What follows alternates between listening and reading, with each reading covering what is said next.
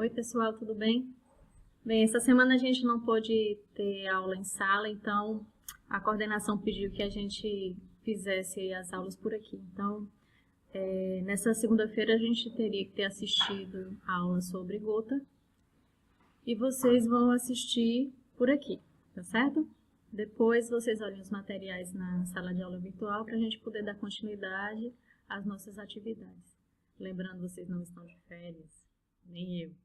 Tá bom?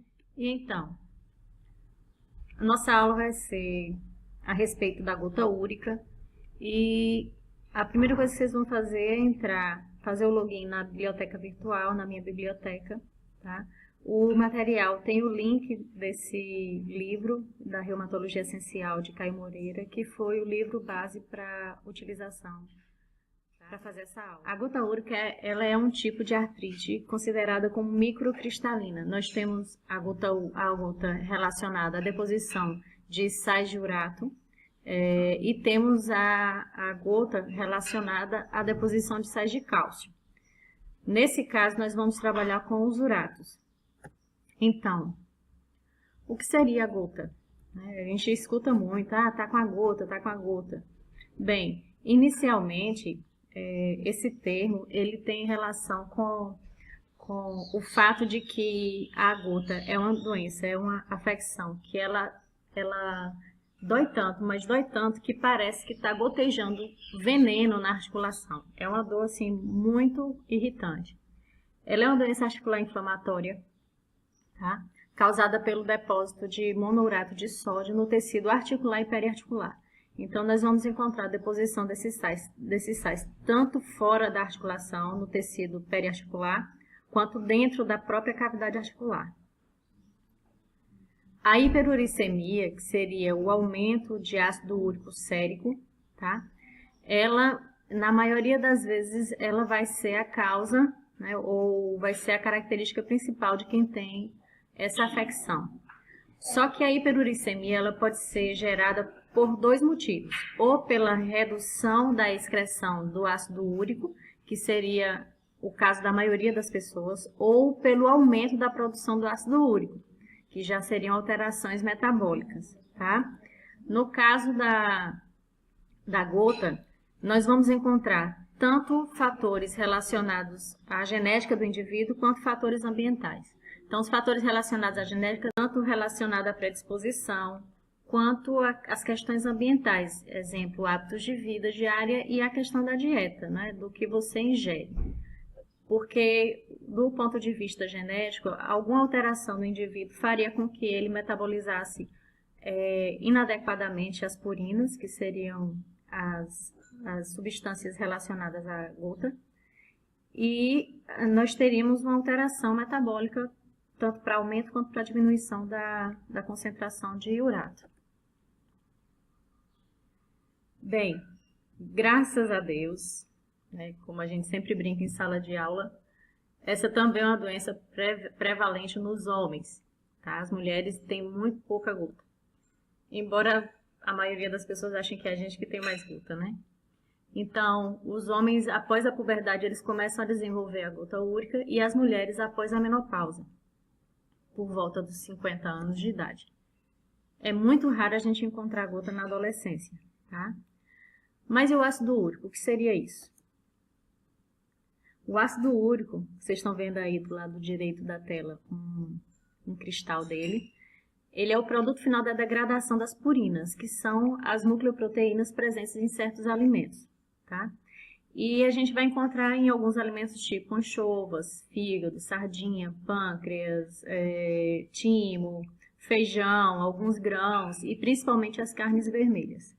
Então, quando há uma alteração metabólica que faz com que eu aumente a produção de ácido úrico ou diminua a excreção de ácido úrico, eu tenho consequentemente que regular minha ingestão de alimentos que sejam ricos em purinas. Nós temos algumas situações clínicas da gota úrica, que seria o depósito de urato. Nós podemos ter a hiperuricemia assintomática. a crise aguda de gota, o período intercrítico, a gota tofácea crônica e as complicações renais da hiperuricemia. A hiperuricemia assintomática, ela ocorre em muita gente. Se consideram pessoas assintomáticas aquelas que têm o aumento da concentração sérica de ácido úrico, só que não há nenhum sintoma, não há nenhum sinal de gota ou de nenhuma inflamação articular. Se considera normal no sangue uma quantidade de 2,5 a 7,5 miligramas de ácido úrico por ml. Tendo uma variação de 1 miligrama mais ou menos para homem para mais e de 1 a menos para mulher. Nas pessoas que têm gota, a uricemia ela vai começar a se elevar na puberdade e quando chegar na fase de adulto jovem, ela vai estar nos seus limites, elas ficam no seu limite máximo, tá? Só que quando eu pensar na hiperuricemia assintomática, eu tenho que pensar que essas pessoas, elas tinham o nível de ácido úrico alto, mas apenas 1/3 delas vai apresentar algum episódio de gota durante toda a sua vida. Então, seria nessa situação que eu consideraria uma hiperuricemia assintomática. Tem gente que tem o ácido úrico elevado e não tem nenhum sintoma. Descobre no achado quando vai fazer exame de rotina, quando vai fazer alguma avaliação. Então, já a crise aguda da gota, ela é caracterizada por uma monoartrite, ou seja, a inflamação de uma única articulação, extremamente dolorosa. A pele ela vai ficar avermelhada, eritematosa, brilhante, ela fica mais tensa, né? É uma pele que por causa do edema ela tem esse aspecto mais tenso. A instalação ela é súbita na articulação, entendeu? Às vezes a crise de gota ela dura poucos minutos e às vezes dura dias. Geralmente a primeira crise ela ocorre na articulação metatarsofalangeana do primeiro dedo do pé. Então, nesse caso, a gente chama de podagra, que é a inflamação da articulação metatarsofalangeana do primeiro dedo. Entretanto, também é comum a gente encontrar inflamação nas articulações dos pés que não sejam exatamente a podagra, nos tornozelos e joelhos. E o paciente, quando ele vai evoluindo, que a doença vai se instalando e ele vai tendo mais tempo de doença, nós vamos encontrar também nas articulações dos membros superiores, principalmente nos cotovelos e nas articulações dos dedos. 2/3 dos indivíduos apresentarão níveis elevados de ácido úrico no momento da crise. Isso quer dizer que apenas 1/3 dos indivíduos eles não vão ter aumento de ácido úrico no sangue quando for fazer o exame, se ele estiver em crise. Por isso que às vezes é difícil fazer o diagnóstico apenas pelo exame sanguíneo. Na crise aguda, eu vou ter alguns fatores desencadeantes. Eu posso ter o jejum prolongado, né, inanição, a ingestão abusiva de alimentos ricos em purinas e bebidas alcoólicas, uso de medicamentos hipouricemiantes, que é tipo a alopurinol ou os úricos,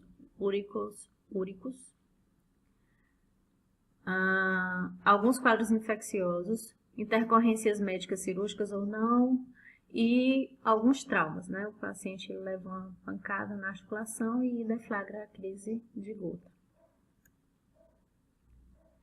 Gota intercrítica, na verdade, é um período que ocorre entre as crises de inflamação. Geralmente é uma fase totalmente assintomática. Isso faz com que na gama das doenças reumatológicas eu desconfie que pode ser gota, que o paciente possa ter gota, porque ele não tem nenhum sintoma entre as crises.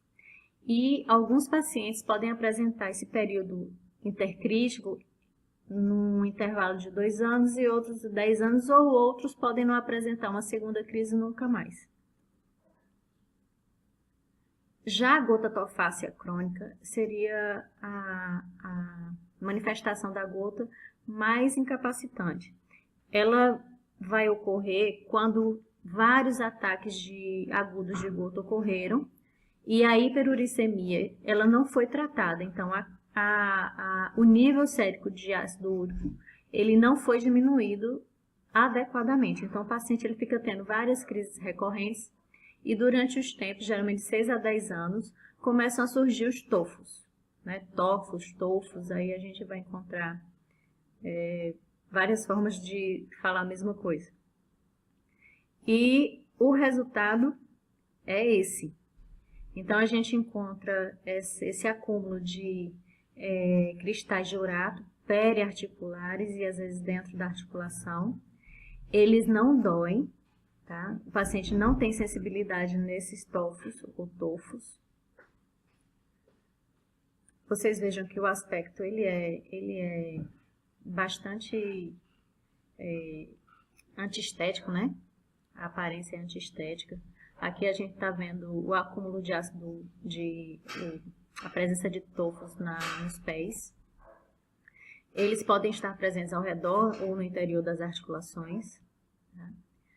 Nós encontramos também na orelha externa, né, que seria o pavilhão auditivo, nas faces extensoras, né, cotovelos, joelhos, nas bursas olecranianas e na bursa pré-patelar. E o tendão calcâneo também. Aqui a gente encontra a imagem radiológica dessa concentração, né, dessa massa. E aqui é um procedimento cirúrgico para retirada de um desses tofos do cotovelo do paciente. Então, vocês vejam que ele está abrindo a pele do paciente e essa massa ela fica concentrada, tá, na área extensora do cotovelo. O paciente está sedado. Ele não é indolor, mas é extremamente antiestético. Atrapalha a movimentação, porque ficam em áreas extensoras. Incomodam no sentido de que o paciente tem dificuldade de fletir o braço todo, né? A pele fica mais tensa, ele sente aquele volume na região. As pessoas olham estranho, enfim.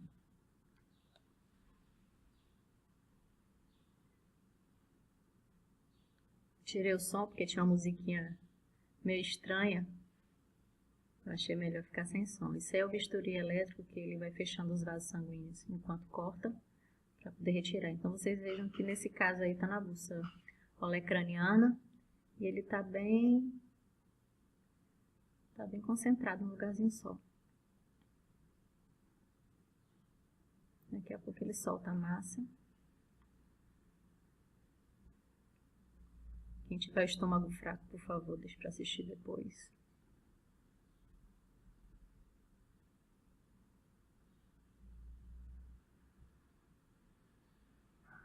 Algumas vezes esses tofos eles podem abrir fístulas.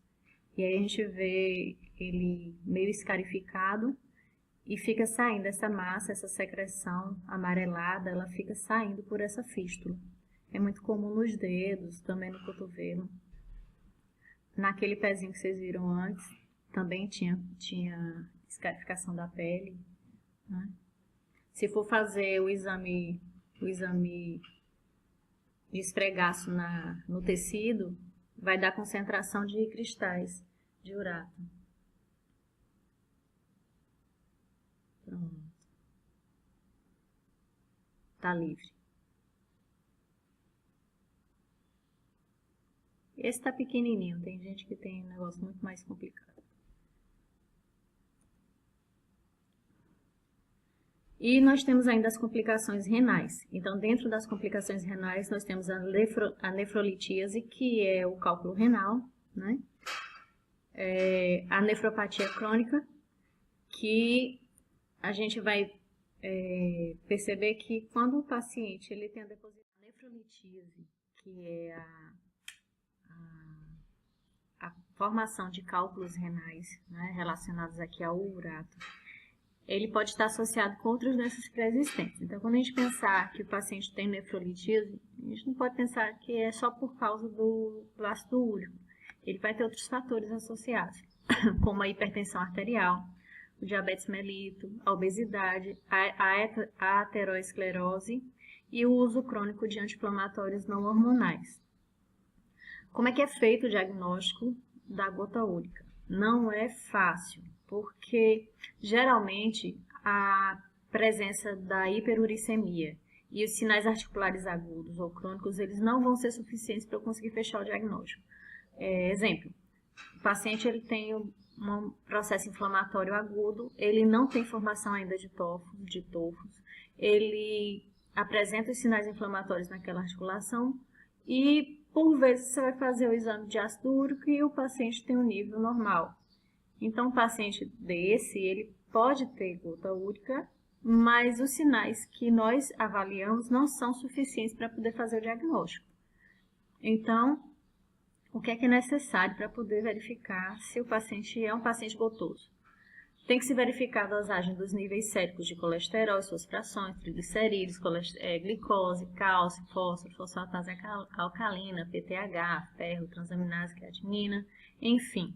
E o exame, o hemograma e o sedimento urinário para ver se tem a deposição de sais de uráqueo. Tudo isso vai servir para eu saber se o paciente tem aumento de colesterol, se ele tem problema com colesterol, se ele tem diabetes, se ele tem outras doenças que vão estar relacionadas ao aparecimento ou ao surgimento da gota e que o médico ele vai ter que tratar também essas patologias associadas, senão eu não consigo recuperar esse paciente das crises. E é imprescindível que se faça o exame, né, o esfregaço, para verificar, ou exame, para verificar se existem cristais de ácido úrico dentro do líquido sinovial. Porque aí seria o exame de certeza para eu saber que o paciente é um paciente gotoso. É imprescindível. Então, o tratamento ele vai ser baseado primeiro na causa da doença. Então, nós temos que estar cientes se é um fator ambiental, se é um fator genético que está influenciando nesse paciente, se é a dieta, se são os hábitos, né, de vida diária, se ele está tomando alguma medicação que deflagra a doença ou se ele tem algum histórico na família, enfim. Primeira coisa que a gente tem que fazer, independente da causa, é falar para o paciente que ele tem que fazer uma dieta pobre em purinas. Então, dieta pobre em purinas é uma dieta em que eu vou dar preferência a alimentos que não sejam ricos em proteínas e vou proibir alguns outros alimentos, né? Nós sabemos que nós não somos nutricionistas, mas nós somos educadores em saúde. Então, quando nós recebemos um paciente, temos que fazer orientação também em relação à nutrição.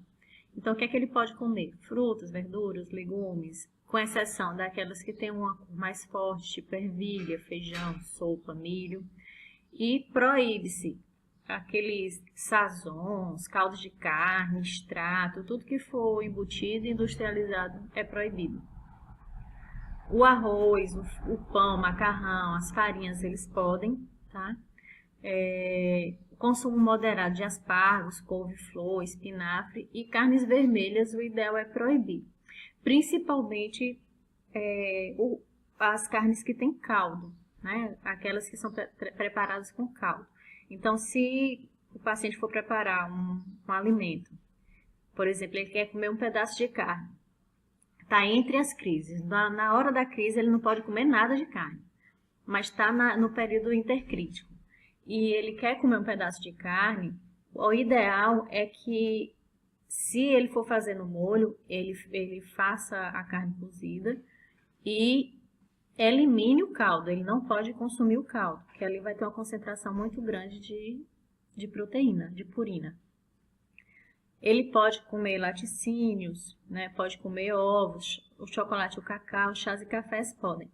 Mas aí tem que tomar cuidado com as farinhas integrais, tá? E na crise ele não pode comer peixes que têm muita gordura, como anchovas, salmão. Evitar também os frutos do mar e principalmente bebida alcoólica. Eu tinha um paciente que ele todo final de semana ele gostava de tomar o uísque dele. Aí, vez por outra, ele voltava numa crise de gota, porque ele estava tomando bebida alcoólica, mas ele dizia que não é bebida destilada e tal. Em doses pequenas, no período intercrises, né, no período intercrítico, se pode tomar até um cálice de vinho, mas durante a crise não se deve tomar, não se deve ingerir nada de bebida alcoólica, principalmente a danada da cerveja. Essa é proibida mesmo, porque em relação às bebidas destiladas, em relação à cerveja, né, em comparação à cerveja com bebida destilada, a cerveja ela tem uma agressividade muito maior para um paciente que tem a gota. Então, tem que se tratar de doenças associadas, como a gente já falou. Fazer uso dos medicamentos que são hipoglicemiantes, então, eles tanto podem ser aumentar a excreção do ácido úrico, quando eles podem inibir a síntese do ácido úrico. Nas crises, o paciente pode tomar anti-inflamatórios, e aí a gente vê no dia a dia a colchicina e os anti-inflamatórios não esteroides e os corticoides, né? Aí vai depender muito do paciente, de como ele reage a cada tipo de medicação e das contraindicações de cada medicamento, né? Tem medicamento que o paciente pode tomar.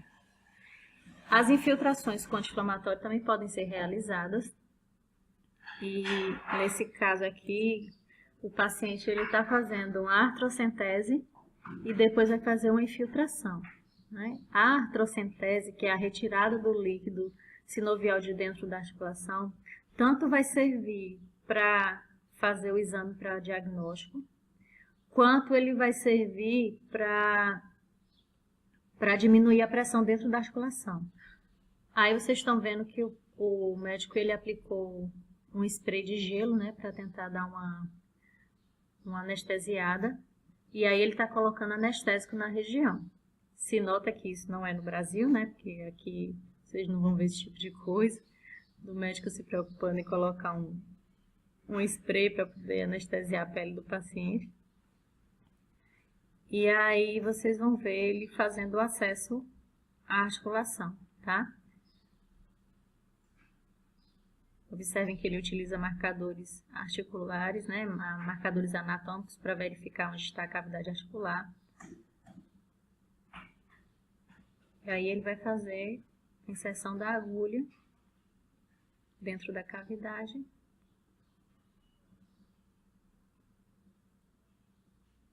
E depois vai aspirar o líquido sinovial. Nesse caso a agulha é fininha, porque a articulação ela é pequena, né? E aí dentro da seringa vocês já começam a visualizar o surgimento do líquido sinovial sendo retirado da articulação.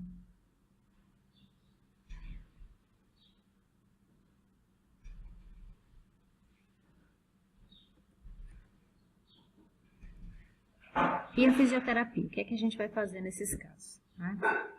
Primeira coisa, a gente tem que pensar que a fisioterapia vai ter o objetivo de diminuir as chances do paciente ter novas crises, diminuir o tempo de duração da inflamação e aumentar os períodos intercríticos, né? Então, quanto menos crise o paciente tiver, melhor para ele. E durante a lesão, durante a inflamação, evitar lesões articulares. Então, a artrite relacionada à gota, ela de uma forma geral, os sinais clínicos são os mesmos sinais clínicos da artrite de qualquer outra natureza.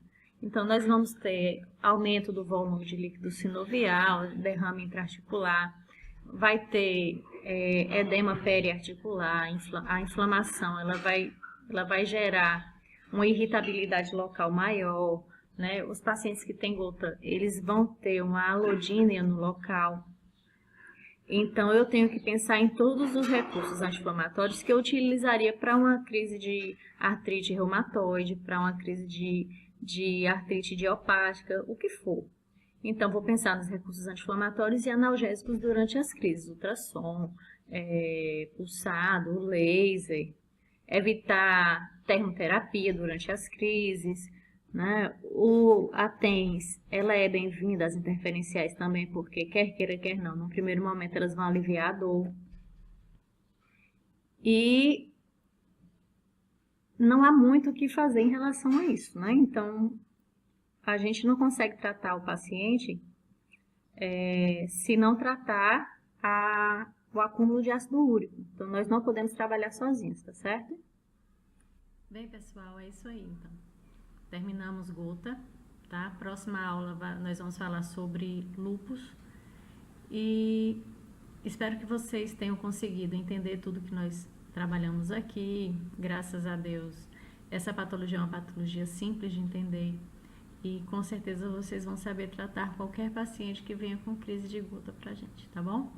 Um beijo e até a próxima.